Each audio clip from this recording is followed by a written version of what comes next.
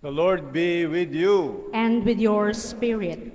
Proclamation of the good news of the resurrection according to John. Glory to you, O Lord.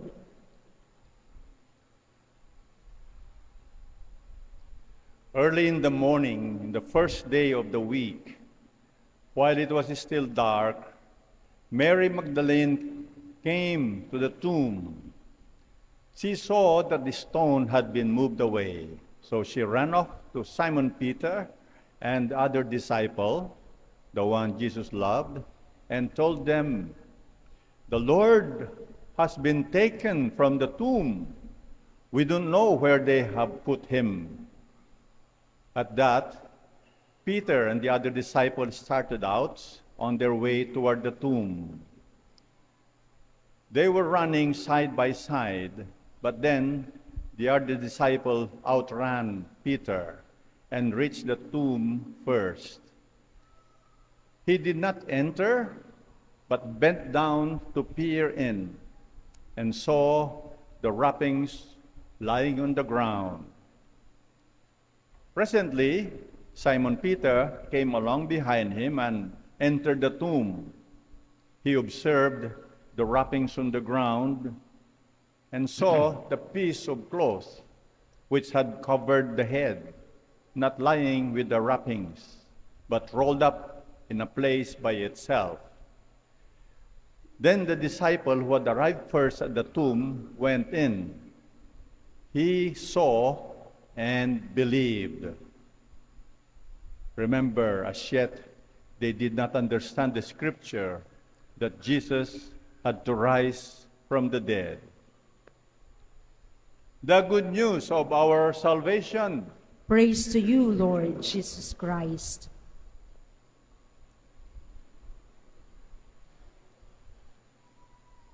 Come, Holy Spirit, bless this unworthy priest, that I may share with humility and with the heart.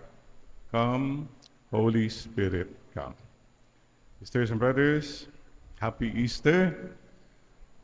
Batiin natin, Happy Easter, everyone. Yung katabi mo ba, Easter look ang mukha niya o Biyernes Santo pa rin? So, kumusta po ang Holy Week mo, kapatid? How was your Holy Week? Mga iba, oo nga pala, no? Holy Week pala. But having said that, mga kapatid, you know, it's so interesting. Today, as we come here, the first thing I ask you is this. Ngayong Holy Week, nagpahuli ka ba? Like, you put yourself at the last and you put God first. Kung nagpahuli ka, then you know the meaning of Holy Week. At marami sa atin, nagpahuli ka ba sa Diyos? Did you surrender to God? Sana po, huwag natin kakalimutan yan. Today, may I ask you to just bow your head? The Lord would like to tell you, thank you, anak, for the efforts you did ngayong Holy Week. Marami sa atin dito, nag-recollection, nag-retreat. Pinauna mo si Lord, inuna mo siya. Some of you here went to confession. Nakipila ka, nagpakumbaba ka. Thank you, anak. May mga nagbigay sa mga mahihirap, nagpakain ka. Again, let the Lord say to you, I'm happy. Saan mo ba siya humingi ng tawad or nagpatawad? See, nagpahuli ka at nagpahuli ka kay Lord. And some of you here, hindi nagchismis buong Holy Week. Hindi ka nag-gadget-gadget nag-fasting ka dyan. Mga iba nyo dito, nag-share, kumanta pa. The Lord is happy. Some of us here did not drink alcohol the whole week or the whole Lenten season. All these things, mga kapatid, please don't forget, alam ni Lord, and He acknowledges that to you. And tells you again, keep going, anak. That's the God we serve. A God who knows and who appreciates. So, having said that, please don't forget, Holy Week is not just a week.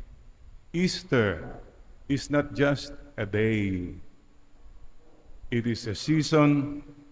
It is a mindset, an attitude, a lifetime. So keep that Easter spirit burning. Keep it going. Extra mile, extra smile. Sisters and brothers, today, magpasalamat tayo sa Panginoon. And say thank you, Lord, for suffering so much, for dying on the cross for me, and for opening heaven. Kasi po, if Jesus did not rise from the dead, He died on Good Friday, He died a good man. Pero yun na lang yun. But He rose again and opened heaven for us. He is our Lord and Savior. Sisters and brothers, today, let's thank Him. As we thank the Lord, let's also thank one another. Sabi mo sa katabi mo, magpasalamat ka. Magpasalamat tayo. We are saved. Parang walang nagpapasalamat. Uy, magpasalamat tayo. We are saved. Pasalamat tayo. We are blessed. Magpasalamat tayo. We are loved. That's Easter proclamation. At sisters and brothers, because He lives, because there is life after death, we can be strong. Kung walang life after death siguro, wala na. What for? Give up na. Suicide na. Wala naman ng patutunguhan eh. But because He lives, we can be strong in our trials. Because He lives, we can hope. May bukas pa. That what you don't get in this life, God will reward you in the next life. The Beatitudes. Blessed are the poor in spirit. They will see the kingdom of God. Blessed are you when men insult you and hate you and persecute you because of me. Your reward will be great in heaven. May bukas pa. Mga kapatid, pagbalik natin sa langit, sana po, please keep that in mind. There is God, there is heaven, there is life after death. And because He lives, we can be joyful. Kasi po kung walang life after death na, wala na. Maging miserable na lang tayo lahat. Don't even think about hope. And because He lives, we can be patient. Dami sa atin nagpapasensya. Kasi Jesus means something to you. You following the Lord. Kung makamundo ka lang, kung ikaw binato ng bato, babatuin ko ng granada, Father. Pero kung sinabi nyo, sige, susunod ako. O anong gagawin mo? Pag ako binato ng bato, Father, babatuin ko na ng tinapay. Pero yung tinapay nasa loob ng garapon. Yun. So mayroon pa rin, ang hirap po talaga maging patient. I cannot imagine some of you live with people na mahirap pakisamahan. Kung wala lang si Lord, siguro wala na. But because you love the Lord, you say, Lord, titiisin ko to. At pagbalik mo sa Manila, mainit, balik ka sa trabaho, makikita mo ulit yung mga taong, Panginoon, sige po, pasensya, because of you. Mga kapatid, we can be patient through it all. So, ang hinihingi ko lang po natin, sana po, be an Easter person. What is an Easter person? Tignan mo yung katabi mo. Sa mukha pa lang makikita mo na. Oh, ayan. Easter person na ba yan? Marunong ngumiti, marunong magrespeto, marunong makialam sa kapwa. Hindi yung ako lang bahala sa buhay ko, wala akong pakialam sa inyong lahat. We are a community, mga kapatid. We are joyful people in spite of everything. And you go the extra mile. Mayroon po akong kaibigan na dalawa, mayaman sila, pero dalawa sila po. Yung isa po, sabi niya, magpapatay ako ng mausoleum, family mausoleum, lalagay ko yung pangalan namin doon. Well, that's his choice, that's his money. Pero isang kaibigan din ko, sabi niya, magbibigay ako foundation education for the poor. Who is the Easter person? Yung isa po, he was just thinking of this life. The other one is thinking of the next life. Lawakan po natin ang ating pananaw. We are an Easter people. And sisters and brothers, think about this. We all will die, sooner or later. One thing very clear, face death. I have looked at death eye to eye when I had the cancer. And you know what? Hindi po ako natakot because there is a Jesus Christ in my life. Alam ko hindi niya ako pababayaan at may mangyayari pa beyond death. Yun po ang faith natin. Kung wala na pong resurrection, wala na. Because He lives, we are strong. Another realization po sana natin, we are not that important. The sooner you realize that, the better.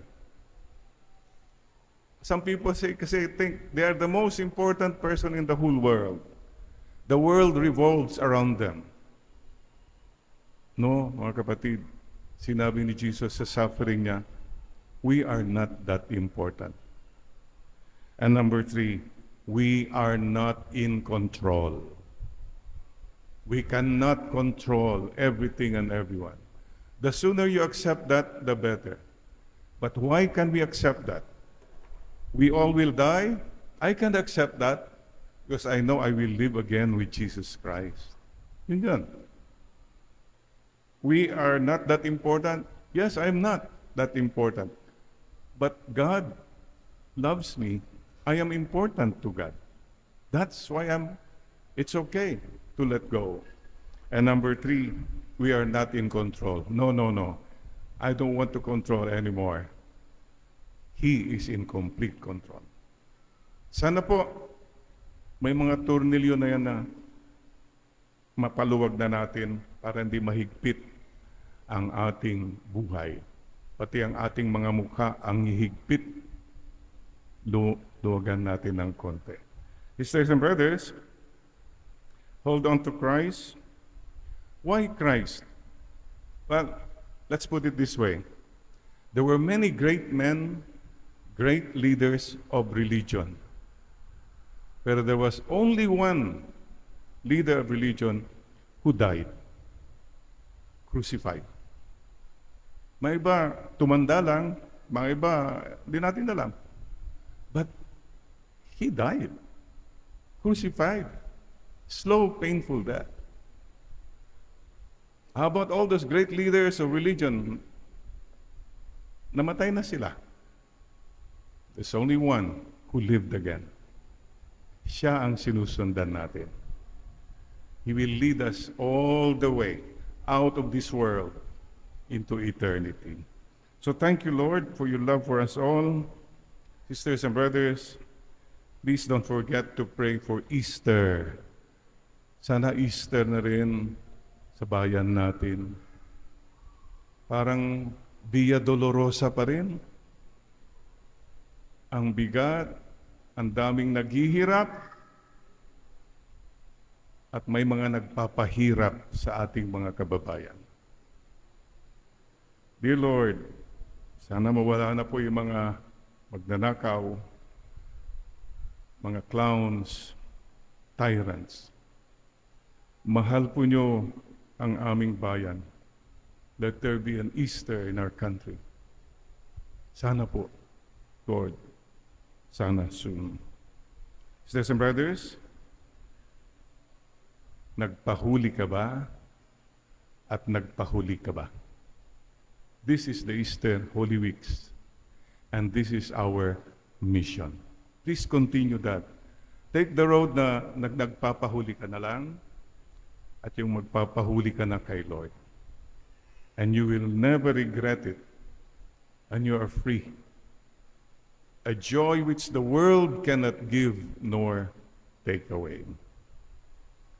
Sisters and brothers, we bow our heads. Again, tell your name and let the Lord whisper to you again. Go slow. Stay low. Para di magulo ang buhay mo. Para Easter look na ang mukha mo. Go slow. Take time for prayer. Take time for peace and quiet. It's not a race out there. Stay out of the race. It's not a contest. Go slow. Stay low. Stay humble. Stay humble. Para hindi magulo ang buhay mo. At Easter look lagi ang mukha mo. Would you please tell that to one another now? Go slow, stay low, para di magulo ang buhay mo. At Easter look lagi ang mukha mo. Amen? Amen. Now may I ask all of you to rise. Today, we shall renew our baptismal promises. Sisters and brothers, through the Paschal mystery, we have been buried with Christ in baptism, that we may walk with him in newness of life. So now that our Lenten observance is concluded, let us renew the promises of holy baptism, by which we once renounced Satan and his works, and promise to serve God in the Holy Catholic Church. So before we start, mayroon po ba kayong kandila? Usually may kandila. This is the Easter candle, by the way, to remind us that life goes up. Kung walang kandila, lahat tayo may dila. Okay, I want to hear that you say it loud, okay? And aside from I do, dadagdagan natin ng Alleluia. Alleluia means praise the Lord.